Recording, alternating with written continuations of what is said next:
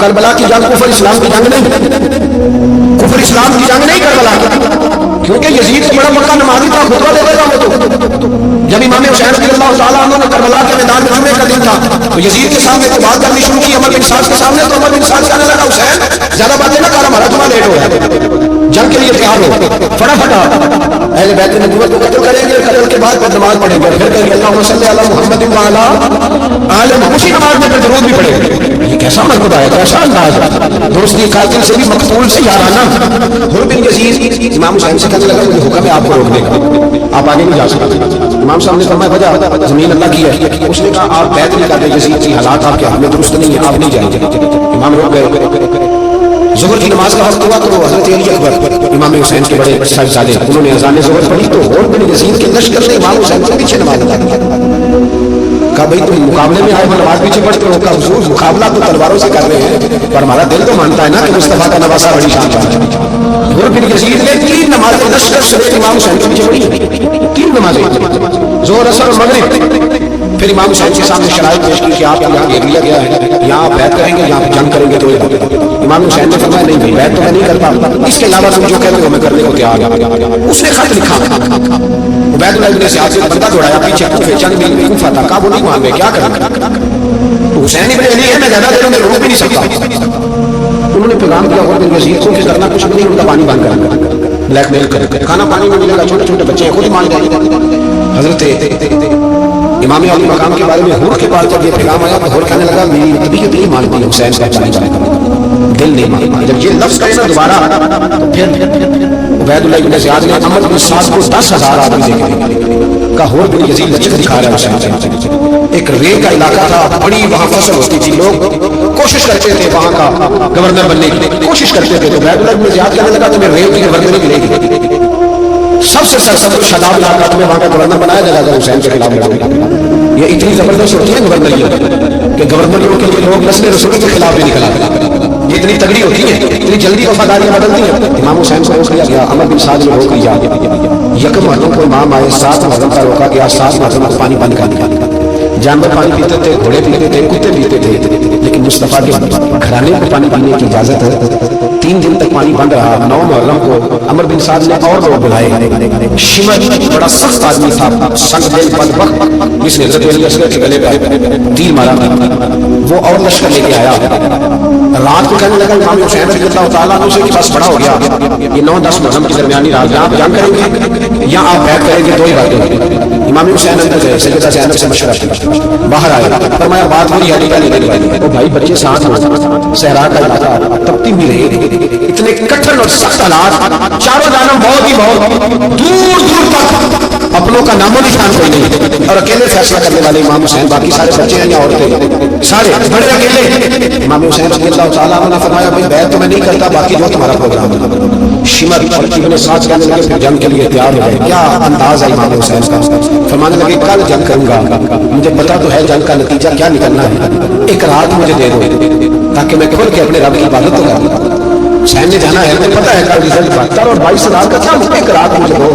میں مالک سے راز کو کروں۔ میں گویا اسے پوچھوں تو صحیح کہ مالک میرے والد بھی شہید ہیں، بھائی بھی شہید ہیں، نانا کو میں دکھوں میں دیکھا ہے، تو اب میری باری ہے تو مالک میں حاضر ہوں، مجھے موقع تو دو، اس لیے کہ میرے نانا نے بدر میں بھی ساری رات عبادت کی تھی، صبح مجھے موقع دو۔ اور دنیا کا اصول ہے جب موقع مانگتا ہے تو دیا جاتا ہے۔ یہ دونوں کہنے لگے کوئی موقع نہیں، اور بن یزید پیچھے سے بولا، کہنے لگا نہیں بدتمیزی نہ کرو، حسین کو موقع دو، تمہیں دینا پڑے گا۔ موقع دیا، اور یزید نے پھر منت کی، کہا حضور آپ مہربانی کریں مان جائیں، فرمایا ماننے والا کھاتا کوئی نہیں، فرمایا ماننے والا کھاتا، بولیے ماننے والا کھاتا، بڑا مشکل کام ہے۔ ضمیر کا سودا اب تو عام ہو گیا، بازار لگتے ہیں، ریٹ لگتے ہیں، اپنی اپنی چاہتوں پہ لوگوں نے اپنے اپنے انداز سے لائے ہوتے ہیں، کوئی آدمی بس اچھے طریقے سے نام لے لے تو بس ہم اس کے پیچھے چل جاتے ہیں۔ اب تو عام ہو گیا یہ معاملہ، امام حسین سے کہتا ہو ہی نہیں سکتا، ممکن ہی نہیں ہے۔ ساری رات عبادت ہماری ریاضت میں تہجد کا وقت ہوا تو گھر والوں کو بلایا، اور میں دیکھنا تمہاری سی کی آواز نہ باہر آئے، خبردار سی کی آواز نہ۔ اور امام زین العابدین سے فرمایا تو بیمار ہے تو جہاد نہیں کرے گا، لیکن خیال رکھنا پیچھے بڑی قیمتی بات بتا، ہماری بیویاں کسی کے گھر میں یہ ہو جائے تو 4 دن بخار نہیں ہوتا، امام علی مقام نے سیدہ زینب سے فرمایا تم بڑی ہے میری بہن ہے، پیچھے سارے بچے ہیں جوان ہیں، ان کے حوصلے میری ذمہ داری ہے۔ صبح جنگ کا طبل بجنے لگا، فجر کی نماز پڑھی، سورج چڑھا، 10 محرم کا دن جمعے کا وقت، جناب سیدنا امام حسین رضی اللہ تعالیٰ عنہ نے ریت پر سجدے کیے،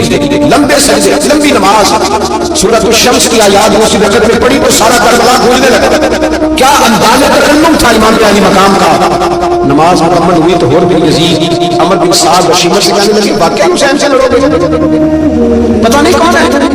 کلنا سالکم علیہ اجرا، تم نے نہیں پڑھا الا المودۃ فی القربى، تمہاری آنکھیں بند ہیں، الحسن والحسین سلسلہ شباب اہل جنہ، تمہیں نہیں پڑھا؟ اللہ لگا چپ کر، حکومت نظر آ رہی ہے۔ اور بن یزید کہنے لگے میرا بھی فیصلہ سنو، مجھے حکومت نہیں چاہیے، مجھے جنت چاہیے۔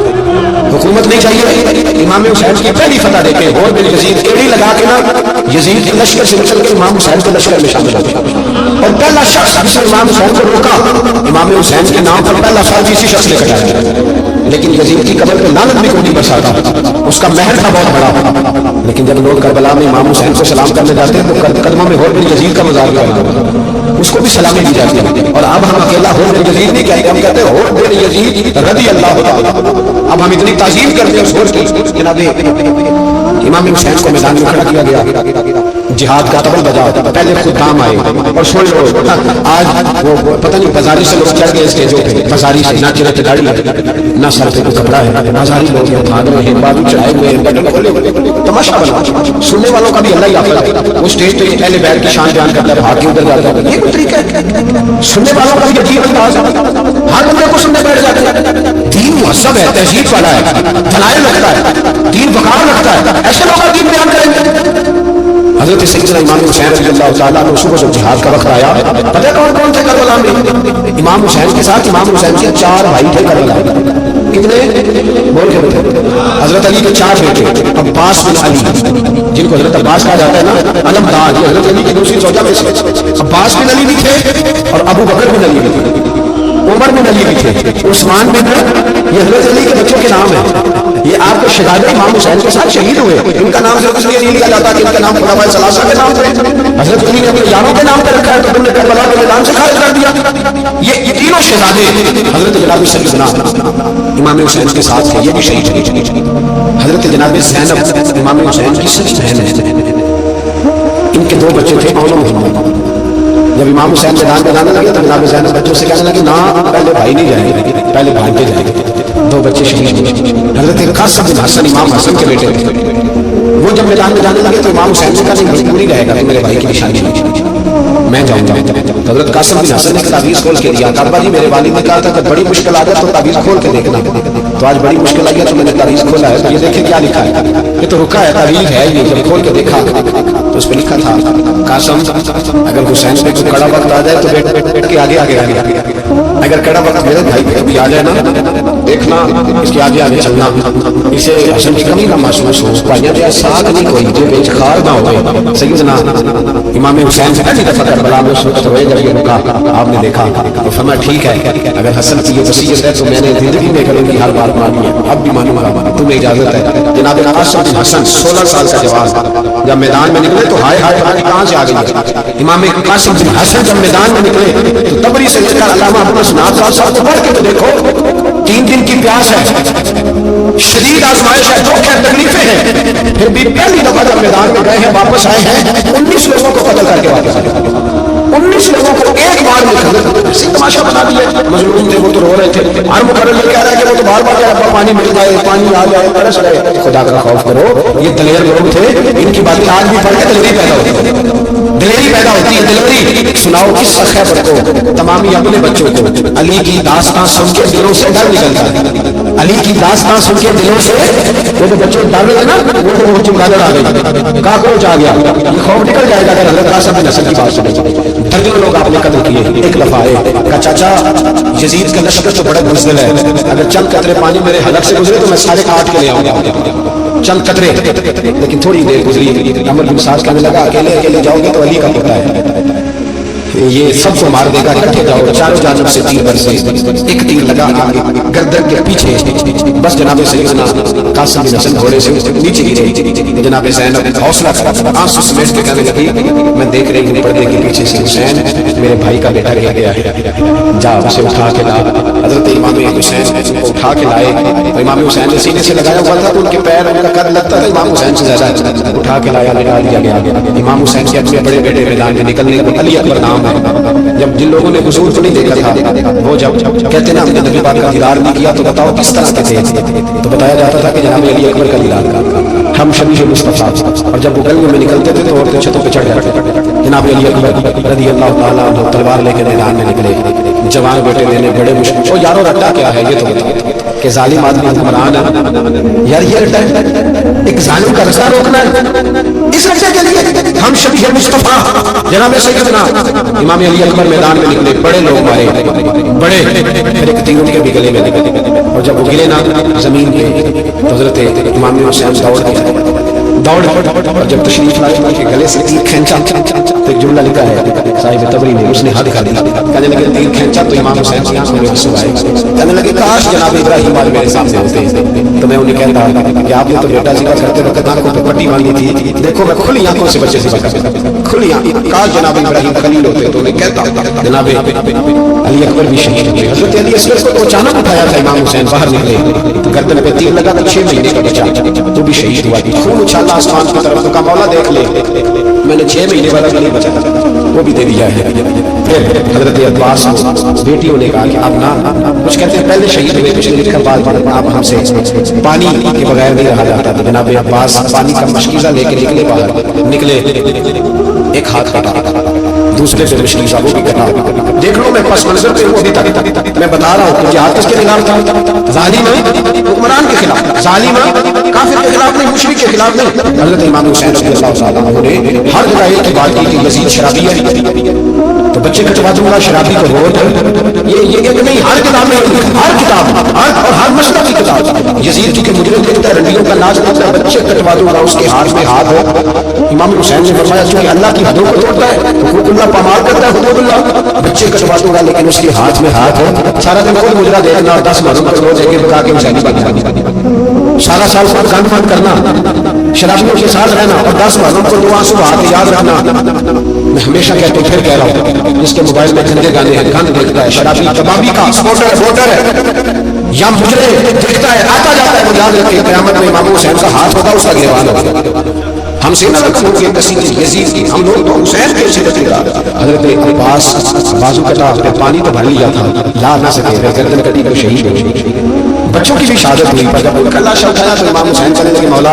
اب نہ حسین کی کمر کمزور ہو گئی، اب کمزور ہو بھائی، ایک میت ہو جائے تو 4-5 دن تو پوری آنکھیں نہیں کھلتی، کیسا جروی خاندان۔ تھوڑی دیر گزری تو امام علی مقام نے پٹکا باندھا، سر پہ دستار باندھا، مولا علی کی تلوار پکڑی، نبی پاک کا امامہ باندھا اور گھوڑے پہ سوار ہوئے تو کہنے لگے زینب گھر تیرے حوالے اور میں اللہ کے حوالے، گھر تیرے حوالے اور میں، اور پھر امام حسین نکلے، امام علی مقام نکلے۔ راوی کہتے ہیں کہ یہ جلوہ پہلے بھی بڑے سونے تھے، پر آج جو رنگ دیکھا وہ کبھی نہیں، کیا انداز تھا، جدھر جاتے نعرہ لگاتے تو ہاتھ ہو جاتا، اتنے لوگ امام حسین نے کاٹے، اتنے کاٹے، پھر واپس پلٹ کے آئے، کہنے لگے زینب ذرا پردے کے پیچھے سے دیکھ تو صرف میری بہن بزدلوں کو چھڑک ہی نہیں ہو رہی حسین کے مقابلے میں آئی، ایک دوسرے کو دھکا دے تو جا، اکٹھے پار ہو گئے۔ یہ کون ہے کٹا ہوا، لباس ہے پھٹا ہوا، یہ بل یقین حسین ہے، نبی کا نور عین ہے، پھر چاروں جانب سے تیر برسے۔ امام علی مقام چونکہ نماز کا وقت ہو گیا تھا، اترے گھوڑے سے، خون بہ رہا تھا، گرم ترین ریت سے تیمم کیا، سر سجدے میں رکھا،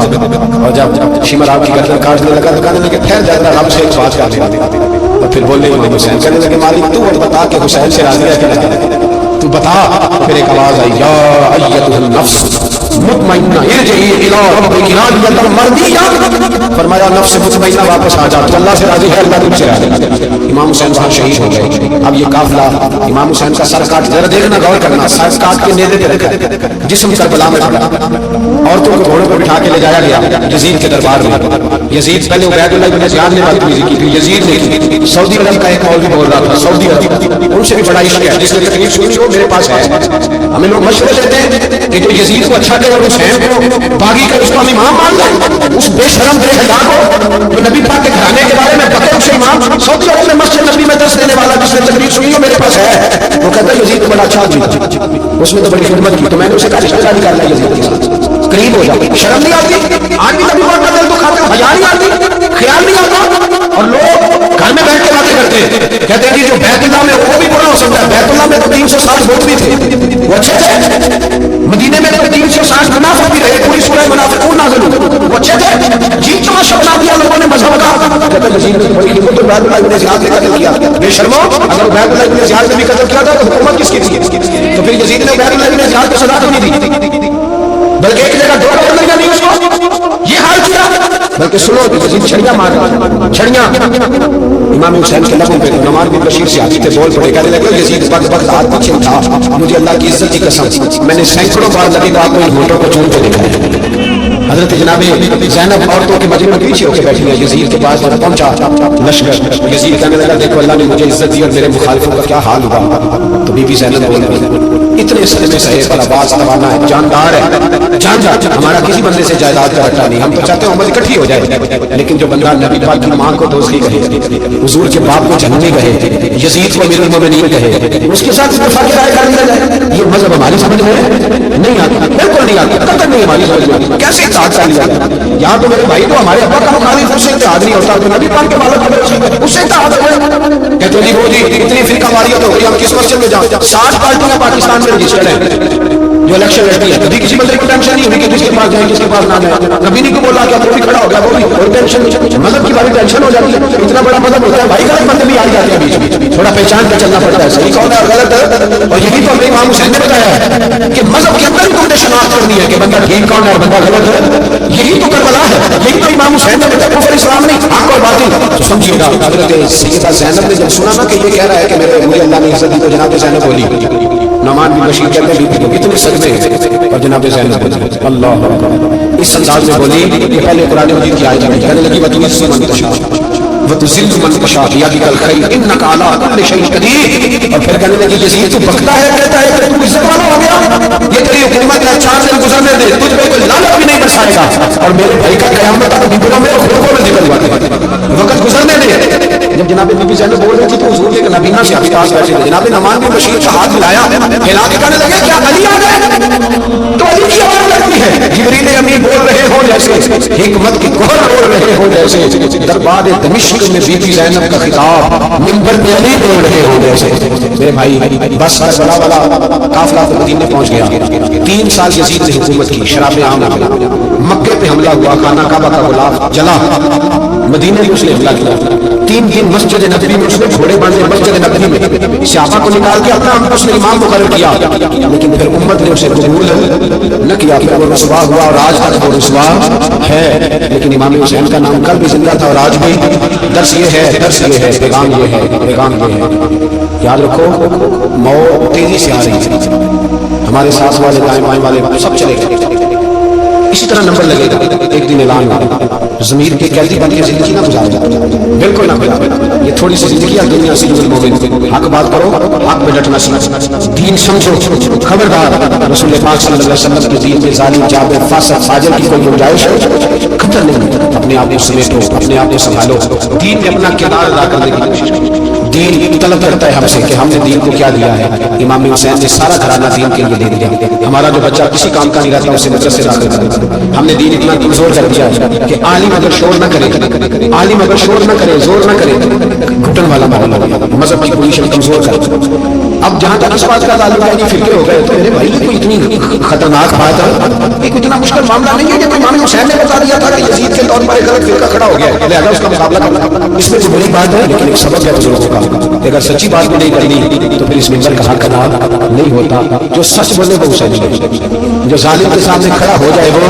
हुसैनी है, जो मसले पोश हो, जो टाइम नहीं, ग्राउंड रियलिटी नहीं, हालात नहीं, तबीयत नहीं, मौका नहीं, तो अभी इमाम हुसैन के पैगाम को नहीं समझा। मैं बहुत सारे बुजुर्गों का नाम इसलिए नहीं लेता कि लोग ऐसे न कहें कि किसी का नाम कैश कराया जा रहा है, लेकिन मैंने सारे मुनाक़ब पढ़े हैं, मैं मेरी लाइब्रेरी में किताबें हैं, मैं पढ़ता रहता हूँ, सफर में भी साथ रखता हूँ। लेकिन हज़रत शेख अब्दुल सबूर बेग मशहूर हज़ारवी का शेर इमाम अली मकाम के मामले में इस तरह का है कि मुझे सारे शायरों से ज्यादा वजनी महसूस होता है। उन्होंने कहा था शाह मशरक़ैन उस नूर ऐन की मतलूब है जहां को क़यादत हुसैन। دیکھیے ذرا حسن اور ہر سو یزیدیوں کا زمانے میں زور ہے، ایک دو جگہ پہ نہیں، ہر سو یزیدیوں کا زمانے میں زور ہے، منشور آج پھر ہے ضرورت حسین، آج پھر ہے ضرورت عالم حسینی بنے، امام حسین کے نقش قدم پر وہ کہتے ہیں زور ہو گیا یزیدیوں کا، یہ ہمارے بزرگ ہمیں بتا رہے ہیں۔ مسجد کی طرف توجہ کرو، اپنے بچوں کی نگہبانی کرو۔ دنیا کی زندگی اتنی مختصر ہے کہ ایک خواب لگے گا جب ہم جائیں گے دنیا، ایک خواب لگے گا، خواب تھا جو کچھ کے دیکھا، جو سنا افسانہ تھا، اہل بیت نبوت کا اسوہ عبادت ہے، ریاضت ہے، پردہ ہے، پرہیزگاری ہے، اس پر توجہ کریں۔ جن کی بچیاں سر نہیں ڈھانپتی وہ 10 محرم کو بے شک ایک نہ بتایا کریں۔ جو لوگ قرآن شریف پڑھنے کی عادی نہیں وہ بلا بے شک امام علی مقام کا ذکر نہ کرے، اس لیے کہ امام حسین نے سر سجدے میں کٹایا ہے اور تلاوت نیزے کی نوک پہ بھی جاری رکھی ہے۔ دین کے ساتھ اپنے آپ کو جوڑو، دیندار بنو، رسول اللہ کی غلامی اختیار کرو، ورنہ یہ زندگی کچھ ایسا وقت لاتی ہے کہ زندگی بوجھ بن جاتی ہے۔